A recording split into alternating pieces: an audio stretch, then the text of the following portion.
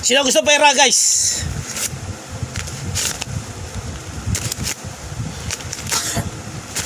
Kaya lang pambayad doon ng Lazada eh.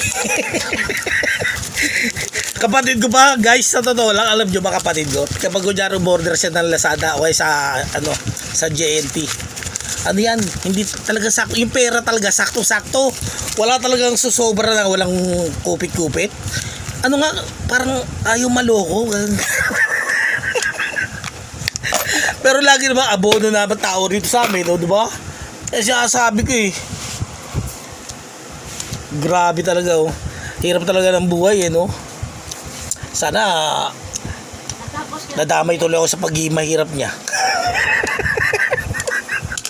Hindi, joke lang. Matulpo, magdidemanda sana ako eh. Kasi katulong po ako dito pero hindi po ako sinasabudan eh. Meron po ba siya pwedeng ikaso?